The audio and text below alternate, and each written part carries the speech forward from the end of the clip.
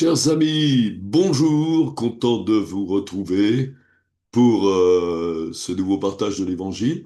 Alors aujourd'hui, on va partager donc le fondement de l'Évangile. C'est dans le chapitre 1 de l'Évangile de Marc, hein, pose des choses essentielles. Hein, c'est tout simple, mais c'est important de savoir tout ça. Donc on va lire et méditer le chapitre 1 et surtout voir tout ce qui peut ressortir maintenant, hein, de ce chapitre fondateur. Alors, on lit donc l'évangile de Marc. On va commencer à lire les versets 1 au verset 8, compris. Bon, excusez un peu ma voix, j'ai un peu la voix prise. Bon, ça c'est le chaud et le froid, mais bon, par la grâce de Dieu, ça va passer. Alors, commencement de l'évangile de Jésus-Christ, Fils de Dieu, selon ce qui est écrit dans Ésaïe le prophète. Voici, j'envoie devant toi mon messager qui préparera ton chemin.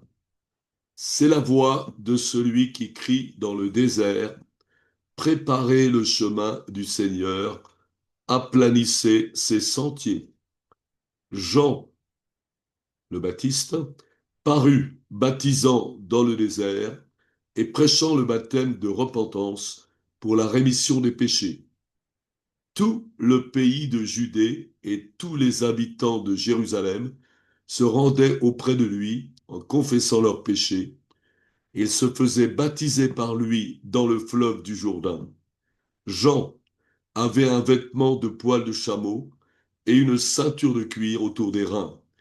Il se nourrissait de sauterelles et de miel sauvage. Il prêchait en disant, il vient après moi celui qui est plus puissant que moi, et je ne suis pas digne de délier en me baissant la courroie de ses souliers. Moi, je vous ai baptisé d'eau, lui, il vous baptisera du Saint-Esprit. Voilà. Donc c'est, comme l'indique ce chapitre, le début de ce chapitre, c'est le commencement de l'évangile de Jésus-Christ, Fils de Dieu.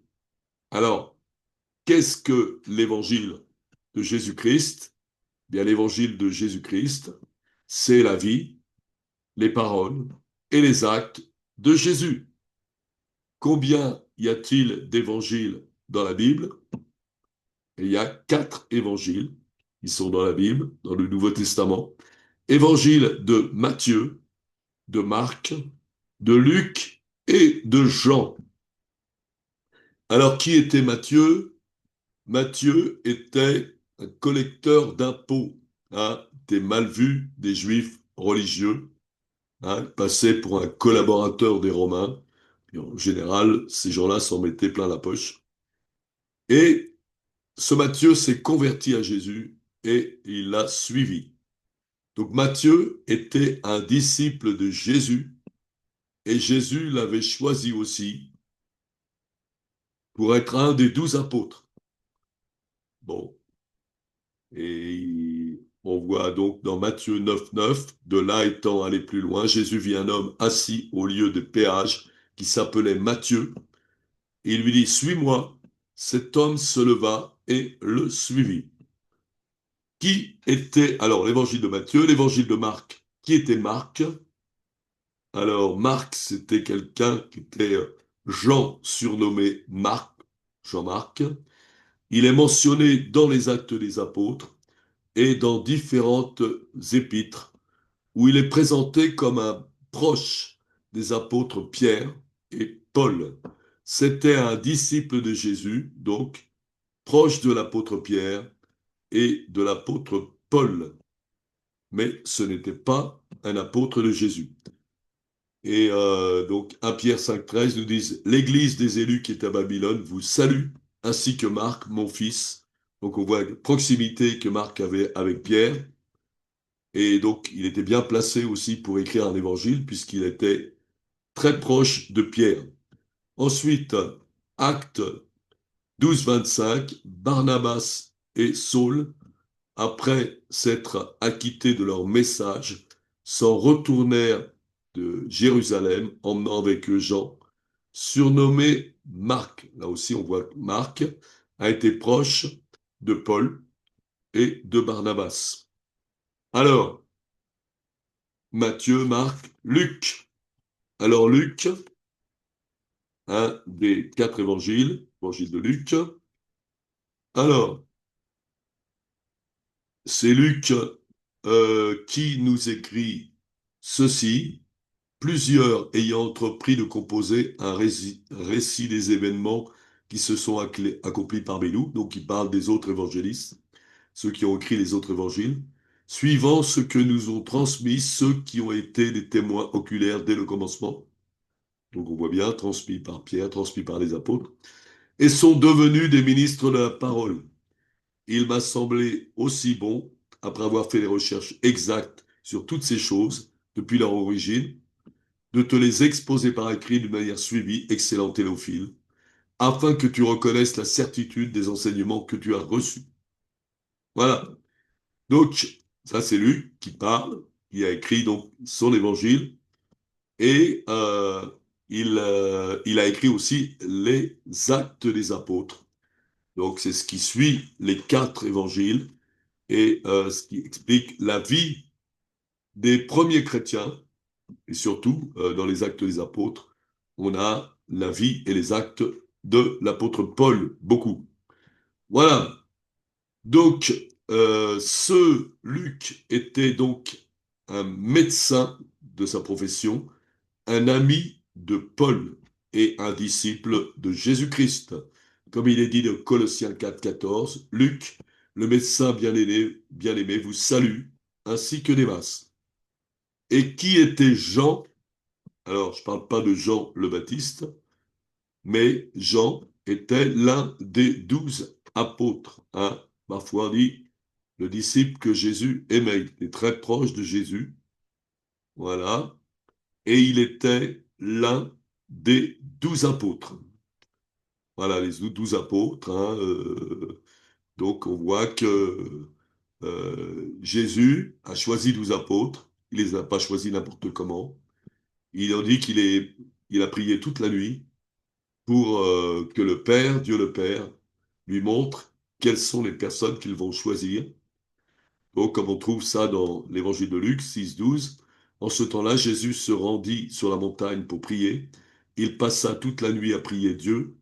Quand le jour parut, il appela ses disciples et il en choisit 12, auxquels il donna le nom d'apôtres. Simon, qu'il nomma Pierre, André, son frère, Jacques, Jean, Philippe, Barthélemy, Matthieu, Thomas, Jacques, fils d'Alphée, Simon, appelé le Zélote, Jude, fils de Jacques, et Judas Iscariote, qui devint prêtre. Voilà. Donc, alors, on pourrait se demander pourquoi est-ce qu'il y a quatre évangiles, hein, quatre évangiles qui sont dans la Bible, qui ont été reconnus comme inspirés par les premiers chrétiens. Eh ben, on pourrait dire, donc, ces gens-là vont raconter la vie de Jésus et les actes de Jésus et les paroles de Jésus. Bon, et on pourrait penser par exemple à un fait divers qui se passe quelque chose, et vous avez quatre journalistes qui viennent pour se renseigner de ce qui s'est passé et pour relater tous ces événements. Voilà. Et donc, quelque part, on a une idée plus grande de ce qui s'était passé que s'il y avait eu un seul journaliste. Même chose pour les évangiles. Les évangiles, donc, vont nous donner des renseignements plus précis et nous aider à comprendre qu'est-ce qui s'est passé, comment Jésus a vécu, comment il a parlé et qu'est-ce qu'il a fait. Voilà. Alors, donc, il y a quatre évangiles, comme je l'ai dit. Alors, vous avez trois évangiles qu'on appelle synoptiques, c'est-à-dire qui racontent grosso modo la même chose. Ils parlent des miracles, des paroles de Jésus, etc. Et qui relatent plusieurs faits. Néanmoins, dans ces trois évangiles qu'on appelle synoptiques, hein, qui ont la même vision, eh bien, on peut voir des différences. Hein.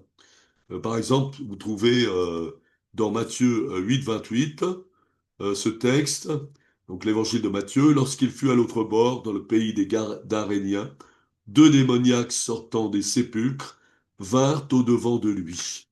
Voilà, donc c'est l'histoire de ces démoniaques.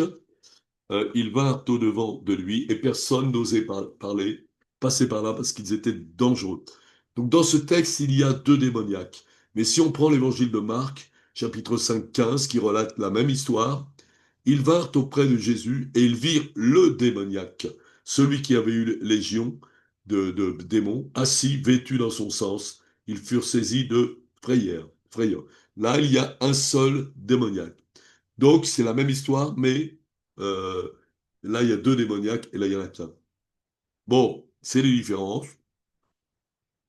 Alors, quelle est la vérité exacte? On ne sait pas trop, mais finalement, on voit que ces différences, il y en a quelques petites comme ça, ne considèrent pas, ne concernent pas, pardon, des points importants. Alors ça, c'est les trois évangiles, donc Matthieu, Marc, Luc, et vous avez l'évangile de Jean, qui est totalement différent, beaucoup plus profond. Il ne mentionne que sept miracles, mais où il donne énormément de détails et il nous emmène beaucoup plus en profondeur. Pas justement quelqu'un qui raconte ce qui se passe, mais quelqu'un qui explique ce qui se passe, hein. Jean était très proche de Jésus et très profond dans son évangile. Voilà. Alors, donc, on a lu tout à l'heure, Marc 1, par quoi commence l'évangile de Jésus. Eh bien, nous voyons que l'évangile de Jésus, avant de raconter l'histoire de Jésus, les paroles de Jésus et les actes de Jésus, il nous parle du ministère de Jean le Baptiste. Alors, quelle était cette mission de Jean le Baptiste? Eh bien, comme il est écrit, préparer la voie pour Jésus, hein, préparer les cœurs des gens à croire en Jésus. Voilà, comme il est écrit, voici j'envoie devant toi mon messager qui préparera ton chemin. C'est la voix de celui qui crie dans le désert. Moi, je peux pas crier là. Préparez le chemin du Seigneur, aplanissez ses sentiers. Donc, Jean-Baptiste préparait le chemin du Seigneur et de quelle façon? Bien, il est écrit que Jean parut baptisant dans le désert prêchant le baptême de repentance pour la rémission des péchés. Voilà, donc Jean le Baptiste était dans le désert et au bord du Jourdain, donc où il y avait beaucoup d'eau, et il baptisait les gens par immersion dans le désert. Il a même baptisé Jésus. Voilà, et il prêchait la repentance, hein, donc, et la rémission des péchés. Voilà. Dieu nous a envoyé Jésus et voulait nous révéler ce sauveur qu'il avait envoyé, mais on a besoin, il le révèle à ceux qui se repentent, à ceux qui le cherchent. Donc les gens devaient se repentir et confesser leurs péchés. Comment ils le confessaient?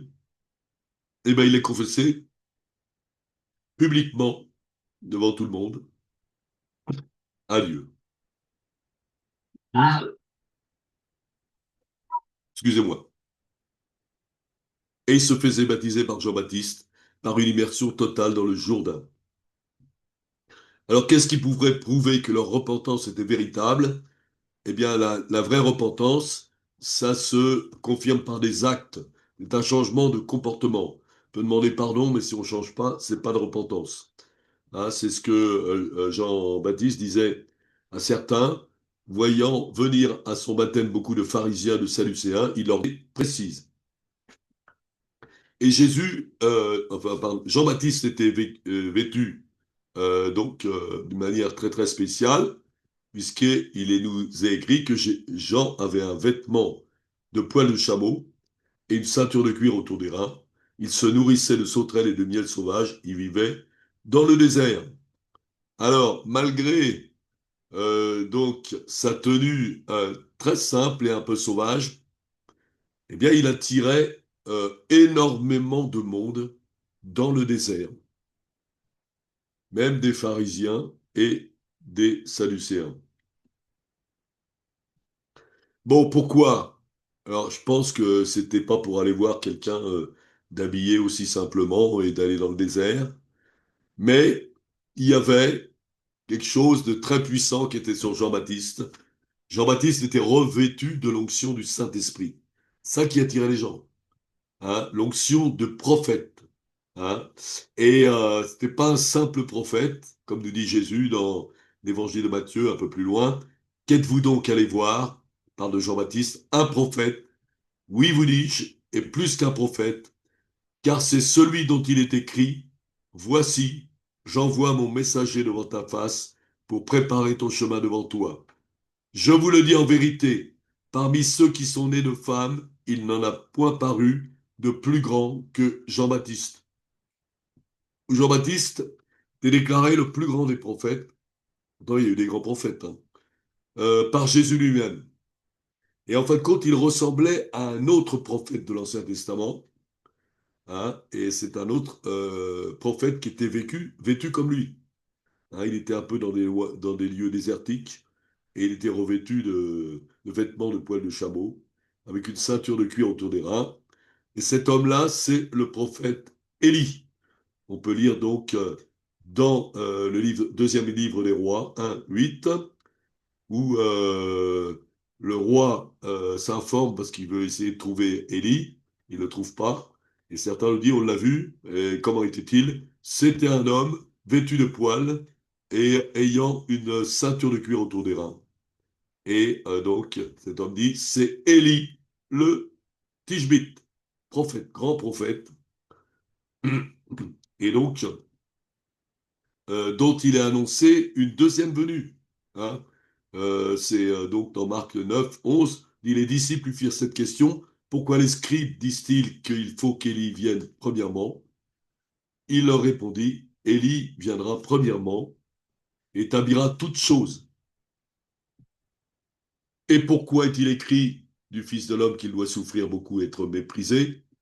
Mais je vous dis qu'Élie est venu et ils l'ont traité comme ils l'ont voulu, selon qu'il est écrit de lui. Hein.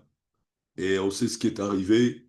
Donc il nous parle, cette deuxième venue d'Élie, eh bien évidemment c'est Jean-Baptiste qui ressemble comme deux gouttes d'eau à Élie, et en fin de compte qui va avoir le même ministère.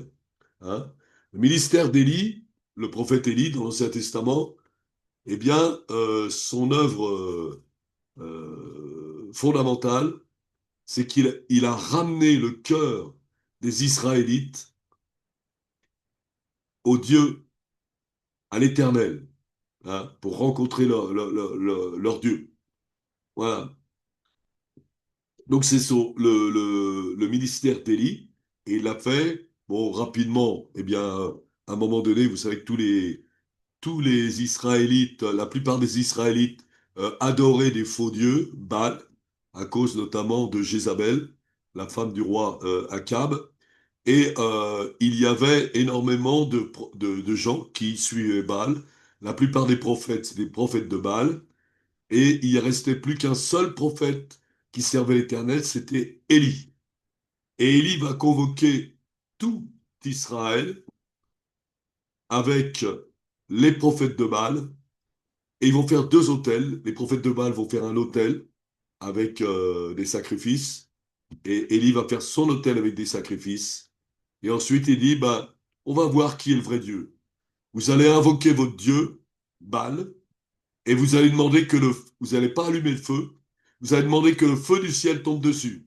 Si le feu du ciel tombe dessus, eh bien, ce sera Baal le vrai Dieu.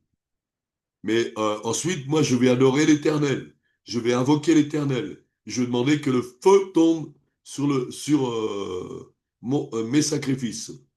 Et si c'est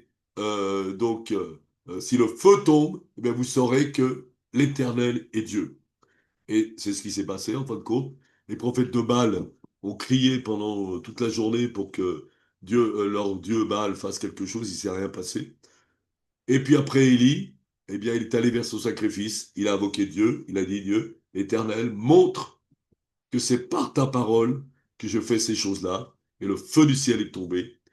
Et d'un seul coup, eh bien, tout le peuple a dit, c'est l'Éternel qui est Dieu. Et tout le peuple Israël est revenu à l'Éternel. Et tous les prophètes de Baal, eh bien, ils ont été égorgés et tués.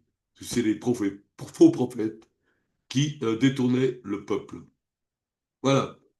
Donc, c'est le ministère d'Élie. Mais Jean-Baptiste, qu'est-ce qu'il faisait? Eh bien, il faisait la même chose.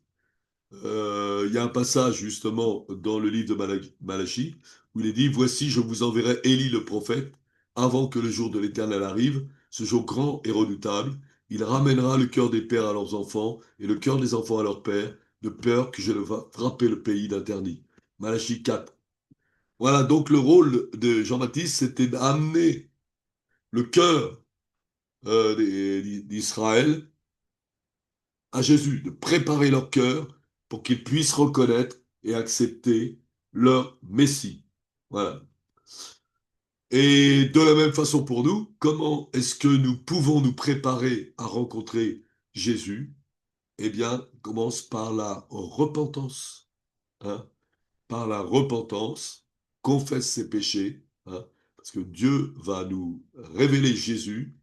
Eh bien, il révèle Jésus à ceux qui le cherchent, à ceux qui sont repentants, à ceux qui sont sincères. Jésus avait dit, nul ne peut venir à moi si le Père qui m'a envoyé ne l'attire, et je le ressusciterai au dernier jour. Le Père attire à Jésus ceux qui se repentent et ceux se le cherchent, qui le cherchent. On trouvait la même façon, la même chose dans l'Ancien Testament, avec ce texte dans 2 Chroniques 7,14. Si mon peuple, sur qui est invoqué mon nom, s'humilie, prie et cherche ma face, s'il se détourne de ses mauvaises voies, je l'exaucerai des cieux, je lui pardonnerai son péché et je guérirai son pays. Donc, Dieu veut faire de bonnes choses, hein. Il veut exaucer les prières, il veut pardonner les péchés, et il veut guérir le pays. Mais que doit-on faire pour que ces choses-là se passent? S'humilier, se repentir, prier, chercher la face de Dieu, et Dieu va bénir. Dieu va bénir non seulement nous, mais aussi tout l'environnement où nous sommes. Hein, c'est ce que s'est passé avec Jésus. Donc, alors le mot évangile, c'est un mot qui vient du grec. Donc il y a deux parties. Il y a Ève, c'est du grec qui veut dire bon, E-U, Ève. Donc quelque chose de bon. Et ensuite, Angel, ça veut dire angelos, c'est une annonce.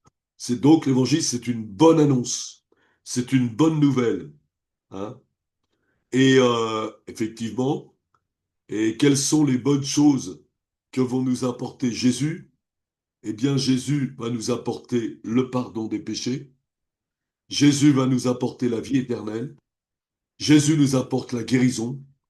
Et Jésus nous apporte la délivrance de nos addictions, de nos démons.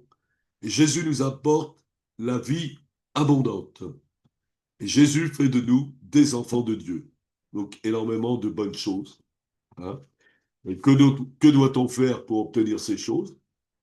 Eh bien, se repentir, bien sûr, de nos péchés, s'humilier et croire en Jésus et et son évangile. C'est ce que Jésus lui-même annonçait quand il a commencé son ministère. Il disait, le temps est accompli, Marc 1,15, la royauté, le royaume de Dieu est proclamé, est proche, pardon. Repentez-vous et croyez à la bonne nouvelle. Donc, hein, pour obtenir toutes ces bonnes choses, nous devons nous repentir et croire, bien sûr, à la bonne nouvelle. Hmm. On continue à lire l'évangile de Marc, chapitre 1. En ce temps-là, Jésus vint de Nazareth en Galilée, et il fut baptisé par Jean dans le Jourdain. Au moment où il sortit de l'eau, il vit les cieux s'ouvrir et l'Esprit descendre sur lui comme une colombe, et une voix fit entendre des cieux ces paroles, Tu es mon fils bien-aimé, en toi j'ai mis mon affection. Aussitôt, l'Esprit poussa Jésus dans le désert, et où il passa 40 jours tenté par Satan. Il était avec les bêtes sauvages, et les anges le servaient. Voilà, donc on voit que, effectivement, hein, Jean apporte le baptême d'eau et Jésus va apporter le Saint-Esprit. Il va être conduit par le Saint-Esprit, hein, et il va commencer son ministère, un ministère très puissant, le ministère du Saint-Esprit, et qui pourra aussi nous donner le Saint-Esprit, hein, nous baptiser dans le Saint-Esprit. Voilà, donc on continue donc verset 14, l'évangile de Marc, chapitre 1. Après que Jean eut été livré, Jésus alla dans la Galilée, prêchant l'évangile de Dieu. Il disait, le temps est accompli, le royaume de Dieu est proche, repentez-vous et croyez à la bonne nouvelle. Comme il passait le long de la mer de Galilée, il vit Simon et André, frères de Simon, qui jetaient un filet dans la mer, car ils étaient pêcheurs, pêcheurs de poissons.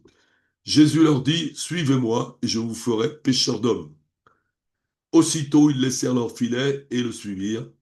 Étant allé un peu plus loin, il vit Jacques, fils de Zébédée, et Jean, son frère, qui eux aussi étaient dans une barque et réparaient les filets. Aussitôt, il les appela, et laissant leur père Zébédée dans la barque avec les ouvriers, ils le suivirent. Alors, bon, c'est un texte un peu étonnant, là. Bon, Jésus qui est là et qui passe le long de la mer, le long du lac, et puis il voit des gens dans leur bateau, tout ça. Et il les appelle et il leur dit, suivez-moi. Et tout de suite, ces gens les suivent. Alors, c'est bizarre. Comment ça se fait que tout de suite, ces gens les suivent? Hein? En général, on ne suit pas n'importe qui. On suit quelqu'un si on le connaît. Mais en réalité, donc, Jésus s'est adressé à des gens qui le connaissaient, qui avaient eu la révélation de qui il était. Et soit, on voit ça dans le premier chapitre de l'évangile de Jean, tous les gens qui avaient eu les révélations. Et donc, à un moment donné, et Jésus, on l'a vu tout à l'heure, il a prié toute la nuit pour que Dieu lui montre quels sont les apôtres qu'il allait choisir. Dieu lui a montré, et à ce moment-là, donc Jésus les a rencontrés de nouveau et les a vus, et leur cœur était préparé, et ils ont suivi Jésus à partir de ce moment-là, hein, les 12 apôtres. Voilà. Alors, donc, on continue. Euh, à partir du verset 21, ils se rendirent à Capernaum, et le jour du sabbat, Jésus entra d'abord dans la synagogue, et il enseigna. Ils étaient frappés de sa doctrine, car il enseignait comme ayant autorité, et non pas comme les scribes. Alors, les scribes, donc c'était les gens qui enseignaient aussi dans les synagogues, et sur quoi se basait l'enseignement des scribes? Bon, les scribes, c'est les gens qui connaissaient les Écritures, et ils enseignaient les Écritures parce qu'ils savaient. Ils avaient, on va dire, la théorie, mais pas beaucoup la pratique. Hein. C'est Jésus qui dit, les pharisiens sont dans la chair de Moïse, euh, faites ce qu'ils vous disent, mais ne faites pas ce qu'ils font. Voilà. Par contre, Jésus s'appuyait sur autre chose. Hein. Et alors les gens étaient étonnés parce qu'ils disent, comment connaît-il les Écritures, lui, qui n'a pas été enseigné? Et en fin de compte, Jésus, lui, eh bien, il était enseigné directement par le Père et à travers le Saint-Esprit, et il enseignait avec la puissance et l'onction du Saint-Esprit. Voilà. Pour ça que les gens voyaient une autorité sur lui. D'ailleurs, voilà, cette autorité, elle va produire des œuvres, elle va produire des changements dans le cœur des gens. Voilà. Et donc, il y avait toute une différence. Voilà, et c'est ce que Paul nous dit d'ailleurs dans 2 Corinthiens 3,6. Il nous a aussi rendus capables d'être ministres d'une nouvelle alliance, non de la lettre, bon, ça c'est l'alliance de l'Ancien Testament, mais de l'Esprit, Nouveau Testament. Car la lettre tue, mais l'esprit vivifie. Donc les scribes enseignaient une lettre, mais une lettre qui tuait quelque part. Hein. C'est-à-dire que ça ne faisait pas du bien aux gens. Ce que Jésus leur dit, vous mettez des fardeaux, des gros fardeaux sur la tête des gens et vous n'en remuez même pas le petit doigt. Donc c'était terrible. Hein, fais pas ci, fais pas ça, tout ça, mais eux, ils ne donnaient pas l'exemple. Donc, alors que Jésus, lui, il a toujours donné l'exemple. Paul aussi, il avait une grande connaissance, l'apôtre Paul, des Écritures, mais il ne s'appuyait pas sur cette connaissance. Il s'appuyait sur l'esprit et la puissance de Dieu. Hein. Il est dit lui-même dans 1 Corinthiens 2. Et ma parole et ma prédication ne reposaient pas sur les discours persuasifs de la sagesse, mais sur une démonstration d'esprit et de puissance. Il y avait une différence. Afin que votre foi fût fondée non sur la sagesse des hommes, mais sur la puissance de Dieu. Continuons à lire le premier chapitre de l'évangile de Marc, verset 23. Il se trouva dans leur synagogue un homme qui avait un esprit impur et qui s'écria: Qu'y a-t-il entre nous et toi, Jésus de Nazareth? Tu es venu pour nous perdre. Je sais qui tu es, le Saint de Dieu. Jésus le menaça, disant: Tais-toi et sors de cet homme. Et l'esprit impur sortit de cet homme en l'agitant avec violence et en poussant un grand cri. Tous furent saisis de stupéfaction, de sorte qu'ils se demandaient les uns aux autres: Qu'est-ce que ceci? Une nouvelle doctrine. Il commande avec autorité même aux esprits impurs et lui obéissent. Et sa renommée se répandit aussitôt dans tous les lieux environnants de la Galilée. Voilà. Donc, il y a une voix qui parle à travers cet homme, qui lui dit, qui connaît très bien, qui sait très bien qui est Jésus. Donc, ce n'est pas l'homme, mais c'est le démon qui était dans l'homme. Hein, parce que les démons savent très bien qui est Jésus. Hein, tout de suite, ils ont identifié Jésus, le Fils de Dieu, le Saint de Dieu. Mais cet homme dit: Tu es venu pour nous perdre. Jésus ne vient pas pour perdre les hommes, il vient pour perdre les démons. Voilà, donc c'est le démon qui parle. Hein. Jésus, il aime les hommes, il est venu pour les sauver. Donc, ce n'est pas l'homme qui parle, c'est un esprit impur qui est à travers lui. Alors, les hommes sont étonnés, ils disent: Qu'est-ce que c'est que ça? C'est une nouvelle doctrine. Hein. Il parle aux démons et les démons lui obéissent. Voilà, ça c'est la nouvelle doctrine. L'ancienne doctrine, c'était quoi? On parlait aux démons, mais ils n'obéissaient pas. Il y avait des gens qui faisaient des délivrances, tout ça, mais ça ne marchait pas. Hein. Il y a des gens qui peuvent faire des délivrances, mais si ça ne marche pas, voilà, ce n'est pas par l'Esprit de Dieu. Jésus faisait des délivrances, c'était par l'Esprit de Dieu, et les démons obéissaient. Voilà. Lui qui a dit, Jésus: Voici les miracles qui accompagneront ceux qui ont cru. En mon nom, chasseront les démons. Par le Saint-Esprit, nous pouvons chasser les démons. Donc, on continue. Marc 1, verset 29.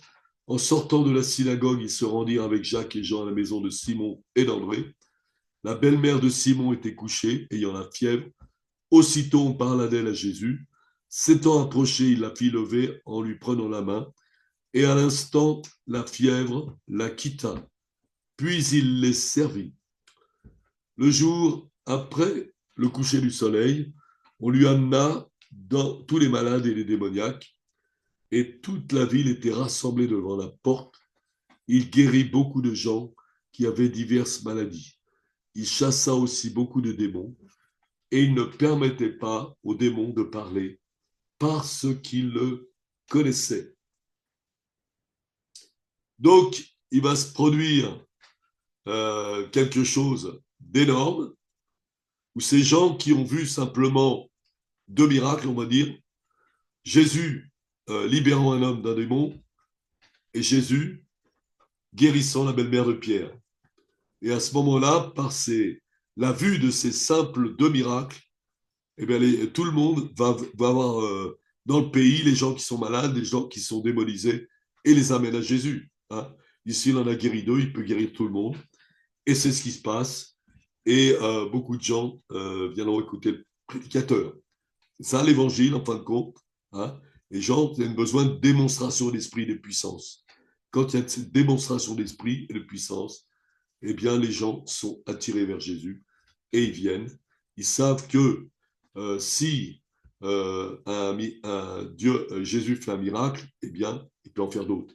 Ils savent aussi que si vous, en tant que chrétien, vous faites un miracle, vous priez pour quelqu'un, il est guéri, et les gens viendront vers vous pour qu'il s'en passe d'autres. Hein. Je me souviens d'une gitane qui m'avait appelé au téléphone assez loin, que je ne connaissais pas du tout. Et puis, elle a vu mon téléphone, elle avait trouvé un tract quelque part où il y avait mon téléphone. Elle m'avait téléphoné, et puis elle m'avait parlé de son fils qui était démonisé, quoi, qui était... et j'ai prié pour le fils, j'ai eu le fils ensuite au téléphone, j'ai pris autorité maintenant contre le démon qui est en lui. Et le démon a été chassé. Et donc, ces gens-là ont vu un miracle. Maintenant, chaque fois qu'ils ont quelqu'un de malade ou chaud, ils m'appellent. Ils m'appellent parce qu'ils ont vu que ça a marché. Donc, et s'ils connaissent des gens qui ont besoin d'un miracle, eh bien, ils leur donnent mon téléphone et ils m'appellent. Hein, parce qu'ils ont vu que ça a marché. Voilà. Bon, je ne me prends pas pour Jésus, attention. Hein. Je suis loin d'avoir un ministère comme il avait. Mais bon, on est tous censés, en tant que chrétiens, hein, voici les signes qui accompagneront ceux qui auront cru. Ils imposeront les mains aux malades et les malades seront guéris. Chasseront les démons. Ça, c'est quelque chose que nous devons faire avec étant remplis du Saint-Esprit, avec la puissance du Saint-Esprit. C'est ça la vie chrétienne. Voilà. Alors, donc, on arrive à la fin de ce chapitre, verset 35. Vers le matin, pendant qu'il faisait encore sombre, il se leva et sortit pour aller dans un lieu désert où il pria. Simon et ceux qui étaient avec lui se mirent à sa recherche. Quand ils l'eurent trouvé, ils lui dirent « Tous te recherchent. » Il leur répondit « Allons ailleurs dans les bourgades voisines, afin que j'y prêche aussi, car c'est pour cela que je suis sorti. » Et il alla prêcher dans les synagogues par toute la Galilée et chasser les démons. Donc on voit que la première chose que fait Jésus, c'est qu'il se lève tôt pour prier. Hein? Vous voulez suivre Jésus, faire comme Jésus, ben vous faites comme lui. Ça commence par la prière. Ça commence par vous mettre en relation avec Dieu notre Père et puis de recevoir vraiment la puissance du Saint-Esprit, être rempli du Saint-Esprit pour pouvoir faire maintenant, pouvoir aller apporter cette bonne nouvelle, pouvoir guérir les malades et pouvoir chasser les démons. Jésus faisait ça, il prenait toujours la peine de prier beaucoup avant de commencer son ministère. La même chose pour nous. Suivre Jésus, ça commence par la prière. Ça commence par rechercher la présence de Dieu.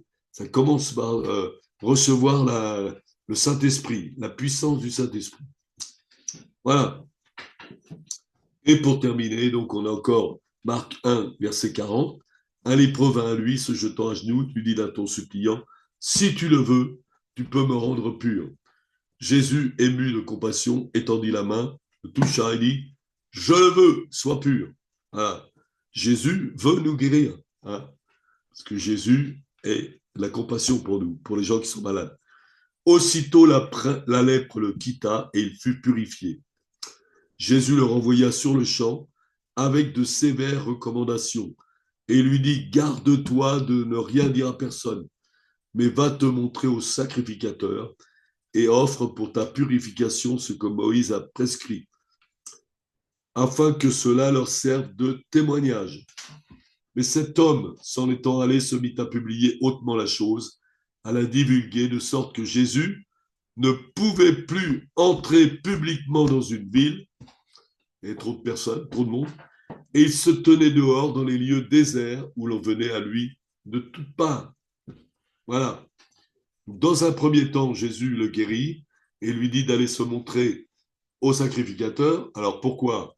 Parce que, bon, tant que Jésus est là, et il va parler aux Juifs, et les Juifs sont toujours dans l'ancienne alliance, c'est-à-dire qu'ils doivent obéir à l'ancienne alliance. La nouvelle alliance commence avec le début de l'Église, avec le Saint-Esprit. Donc, euh, donc Jésus envoie la personne trouver le sacrificateur parce que c'était ce qu'il fallait faire dans la loi. Et c'est le sacrificateur qui pouvait regarder le malade et voir s'il était vraiment guéri. Voilà, donc Jésus le faisait parce que ces gens étaient soumis à la loi.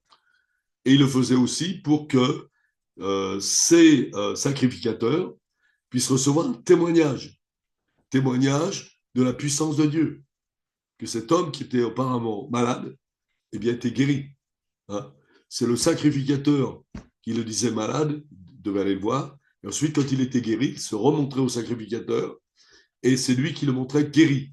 Donc, le sacrificateur pouvait voir qu'il y avait eu vraiment un miracle, et la personne pouvait témoigner.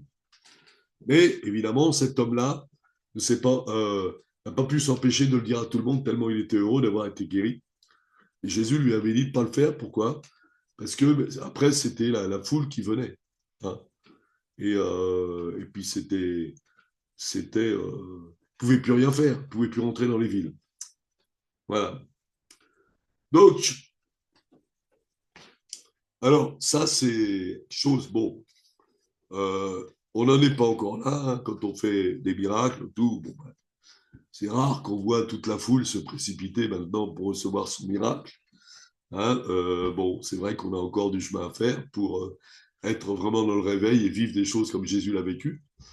Mais c'est prévu. Hein. Jésus nous a montré un exemple pour qu'on fasse comme lui. Il a même dit qu'on ferait des choses encore plus grandes. Donc, continuons, persévérons. Hein, continuer, même si on accomplit des petites choses au départ, eh bien, ça commence par des petites choses, et puis après, ça en devient des grandes. Que le Seigneur vous bénisse maintenant, et que vous puissiez, vous aussi, faire comme Jésus l'a fait. Voilà, aller annoncer la bonne nouvelle, prier pour les malades, chasser les démons. Que le Seigneur vous bénisse. Au nom de Jésus. Amen.